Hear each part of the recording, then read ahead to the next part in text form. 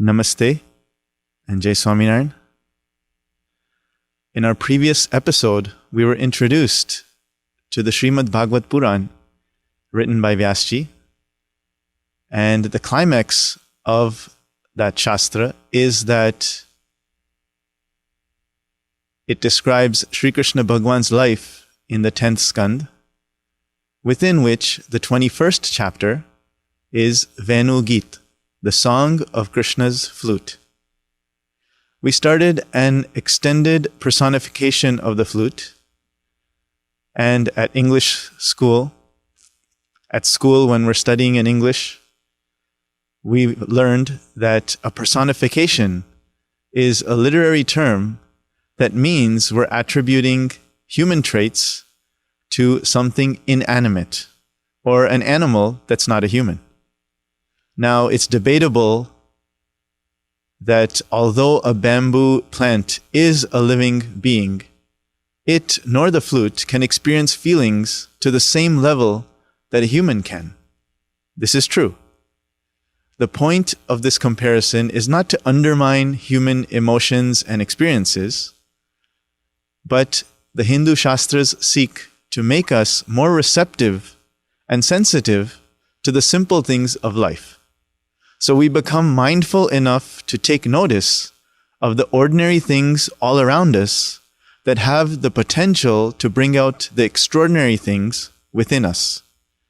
So the simple things of life help us comprehend the complex things of life and provide us with new perspective on how to live our life in a more compassionate, comprehensive, and complete manner.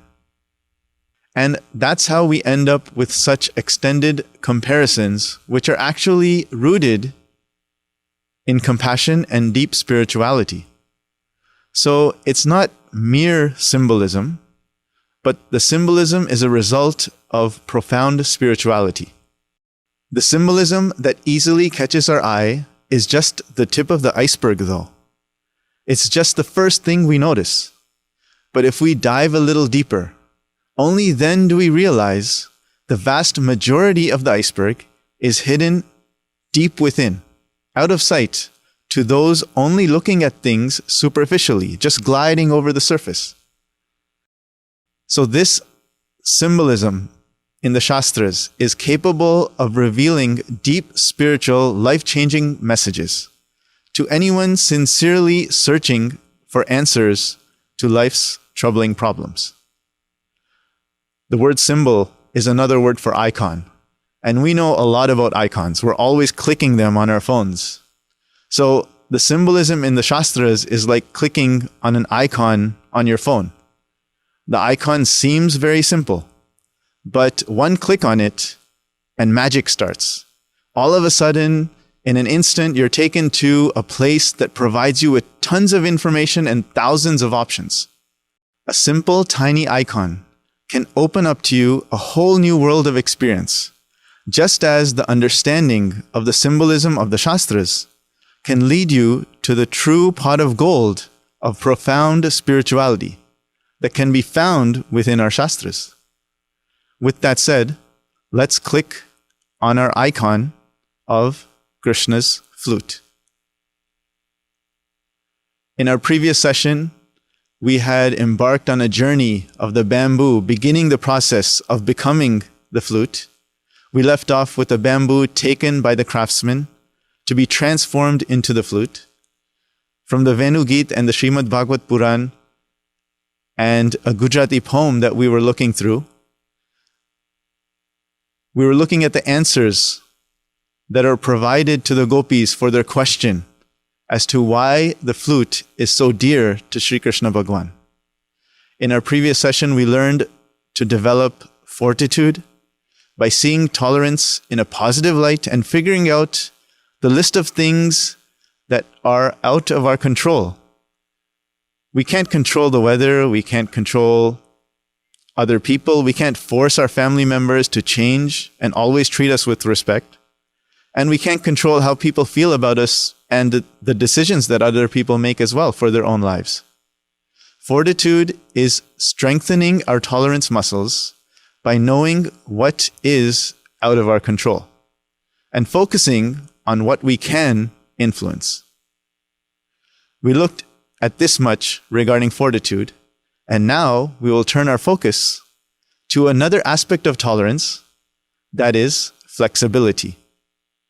The third line of the poem introduces this concept, and it goes, अचानक एक दिन तो कारीगर ने हाथे आवी अंगड़ा विंधाना एना सराने चढ़े भाग्या पेला वासलरी ने विंधावू पड़े. The poem says, अचानक, unexpectedly, एक दिन कारीगर ने हाथे आवी. One day a craftsman takes hold of the bamboo. Ena angada vindhana. The bamboo is cut, sliced, carved open, poked at, hollowed out, sarane chade, and then tied down onto a lathe machine and spun silly till the point of becoming dizzy. In life, unexpected things happen. And these unexpected events can lead us to feeling a tad bit lost. The bamboo didn't expect what was about to take place. The flute didn't expect the process, but it did learn to accept the process. Just like we didn't expect this pandemic, along with many other random things that happen in our life. Anywhere from something as colossal as COVID-19 or something as small as someone deciding to social distance themselves from us on social media. For some, that can be as tragic as a pandemic. That's beside the point. But regardless of our current threshold for tolerance, the flute is asking each and every one of us, how will you deal with the unexpected? Mahant Swami Maharaj, our guru and the guru of BAPS, was asked, how is it that even in a situation where anyone else would get angry, you can manage to stay calm? He answered very casually by saying, I've never allowed my mind to become fixated even on what will happen 1 second from now. The trick is to realize the random events that happen, the unexpected events that happen, that take place day in and day out, are not as random as we think. We, as the flute, don't know what's in store for us, but the craftsman has a plan in mind. The craftsman carefully carves, sands, and polishes us, and then graciously delivers us into the hands of the musician. Similarly, our guru carefully changes us and then gently delivers us into the hands of God.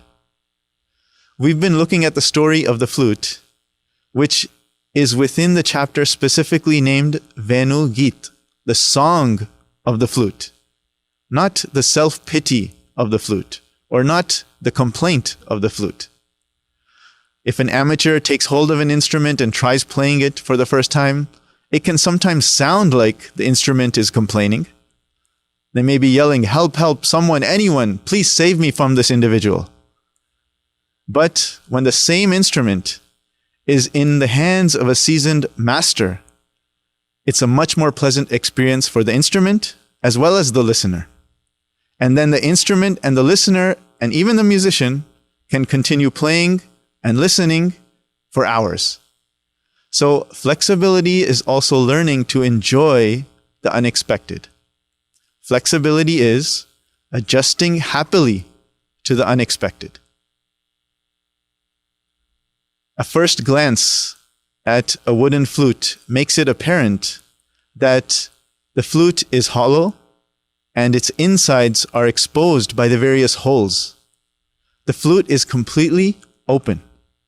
This aspect of the flute conveys to us the subtle spiritual message that we need to become completely open in front of God and our Guru. So, when we approach God and the Guru, we shouldn't harbor any hidden agenda, motives, any arrogance or preconceived notions. we need to be completely straightforward and open. And when in the hands of Sri Krishna Bhagwan, the flute is open to any tune Krishna wants to play. The flute is ready to sing the song that Krishna fills into it. This is the flexibility of the flute. The flute has never decided, I will only play this tune, or I will only play that song. My guru, who initiated me into the sadhu fold, the same person who built the BAPS Hindu Mandir here in Neasden, London, Pramukh Swami Maharaj, there is a devotional song written about him in which a devotee is praying to Pramukh Swami Maharaj that says, Mari Muraliya e sura gunte, je sur tamane gamata.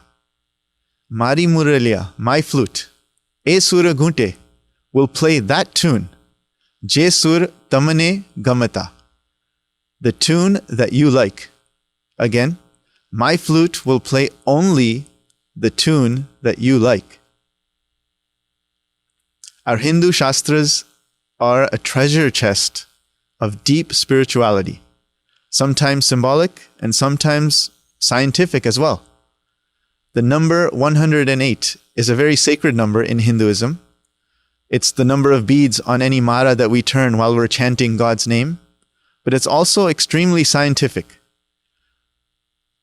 If you study science or even Google it, if you take the diameter of the sun, which is approximately 1,390,000 kilometers, and divide that number by the diameter of the earth, which is about an average of 12,800 kilometers, then the number that you get is magically 108. Now, if you take the distance between the earth and the sun and divide that number by the diameter of the sun, you also get 108. If you take the distance from the earth to the moon and divide that by the diameter of the moon, you also get close to 108. So this number 108 is spiritual, symbolic, and scientific. There is a Shiv Stotra of the 108 names of Shankar Bhagwan. Even in the Swaminarayan Sampradaya, we have the Janmangal Namavali and Sajanan Namavali of the 108 names of Bhagwan Swaminarayan, explaining his Mahima and glory. Basically, all avatars of Bhagwan have a list of 108 names in Hinduism. And the 108 names of Krishna Bhagwan is known as the Krishna Ashtottara Namavalihi, of which name number 86 is Venu Nad Visharad. Visharad means expert, and Venu Nad means the flute noise. So Venu Nad Visharad is Krishna Bhagwan, who is the expert of flute music. Thus, Krishna Bhagwan is also known famously as Murli Manohar and Mansidhar, which mean the same thing. Bhagwan is the master musician. Bhagwan is the virtuoso. In 2005, Pramukh Swami Maharaj was in Rajkot, a city in Gujarat, India, and one of the managers of All India Radio, the national broadcaster of all of India, had come to meet Swamiji.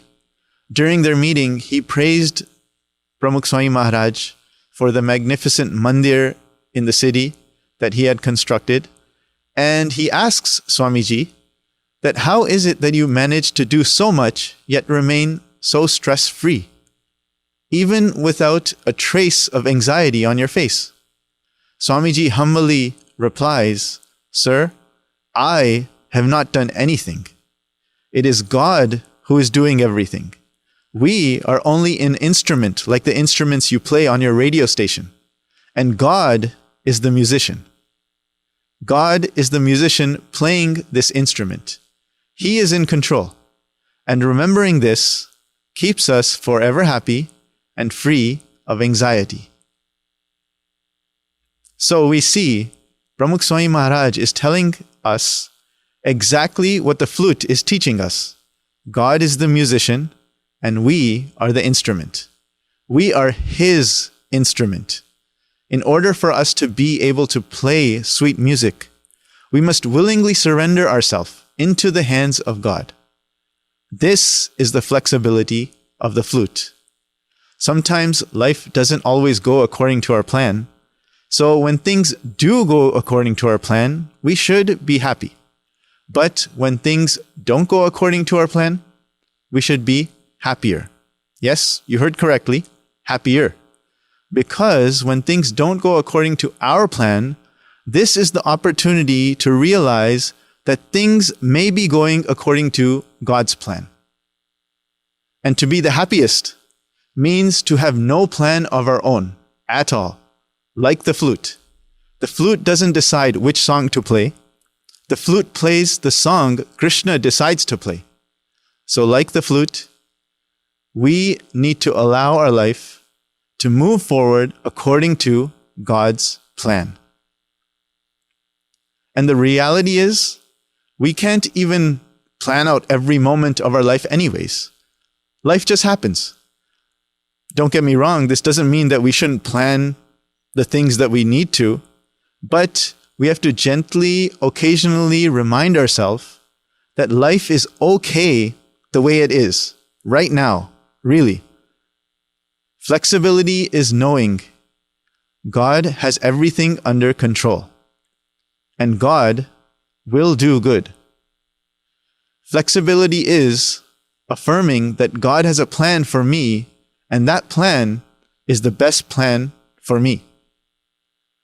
Until the flute is in the hands of the musician, it's only as good as a simple piece of wood.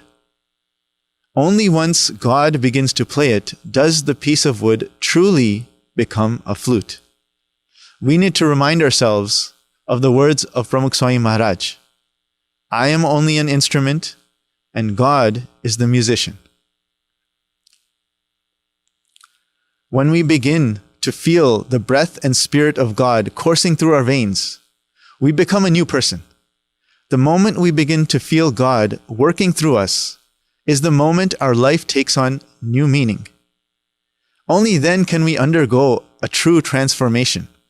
The transformation is not being shaped from a piece of wood into a flute, but the transformation is going from being a flute, sitting idly on a table, to becoming filled with God's sweet music. When we become open enough and flexible enough to experience a God-filled reality in our life automatically becomes a smooth, soothing, harmonious song. Our life becomes a musical. We've all experienced it. Even if we're just minding our own business, walking through the city or sitting on a bus, and we accidentally hear some music playing. Suddenly, we don't even remember when, unconsciously, we just start bobbing our head or tapping our feet, start singing along, or sometimes even dancing. So, likewise, the flute, being played by God, carries the ability to create a smile upon the face of anyone who hears it. Similarly, when we generate the flexibility to allow ourselves to be filled with God's breath, we become happy and acquire the ability to make anyone who comes into our contact happy as well. We smile, and that smile becomes contagious. We sing, and others are inspired to sing and dance along with us. In 1976, Pramukh Swami Maharaj was in Amaravati, a village close to Nagpur, which is in the central part of India. Coincidentally, it was his birthday that weekend on December 7th. It was approaching. And one of the local organizations of Rotary, they had organized an assembly and invited Swamiji to grace the assembly. And it was on the same very day of his birthday, coincidentally. They had rented an auditorium, and when time came for the assembly, a grand total of 3 people showed up. And Sthit Pragna Swami Shri went on to bless the assembly with a discourse as if the entire auditorium was jam-packed. Swamiji's ability to accept the unexpected and adjust to the situation is immeasurable. Now, most of our events for 2020 have been canceled. We might as well delete the calendar app from our phone while we're at it. But for those events that can't be canceled, and we may be holding virtually, currently, many of us are holding events without guests. We're doing the best we can. But it's even worse when you expect 300 people and only 3 show up. I'm sure we wouldn't put that on Instagram. In this situation of only 3 people showing up instead of 300, Swami Shri was able to keep himself, and not just himself, but everyone present in a good mood. So flexibility is accepting the unexpected, 1. Second, flexibility is affirming God must have a plan in mind which I can't conceive or comprehend at the moment. And 3, adjusting happily to whatever happens. And 4, flexibility is adapting to make the most of the situation that is served to you. At home, flexibility is being able to get down on the floor and build a spaceship out of Lego with our son, even if it turns out to be multicolored with 3 wings, no wheels, and 0 aerodynamic capabilities, and enjoying the moment nonetheless. Flexibility at home is sitting in the kitchen, on the kitchen table with our young daughter and sharing some crayons and drawing for the first time in our life and enjoying that and posting that picture onto the fridge. Flexibility at home is eating that meal that, for whatever reason, was not made to perfection, without frowning, with a smile on our face, and genuinely praising that one part of that meal that is good. And flexibility at home is playing that board game with our family, even though you know you have other important work you have to finish off, but can be delayed for one more day. If we can't practice flexibility or being flexible with our own family members in this time, when will we ever practice learning flexibility at all? So, flexibility is lowering our expectations from others and accepting others as they are, forgiving and spreading love to whoever we meet, and praying for everyone in every way. This leads us to the 3rd lesson of Krishna Bhagwan's flute. So far, Krishna's flute has taught us about fortitude and flexibility. And now the 3rd lesson is one which we'll have to hear about in the next session. Till then, Jai Swaminarayan everyone. Namaste.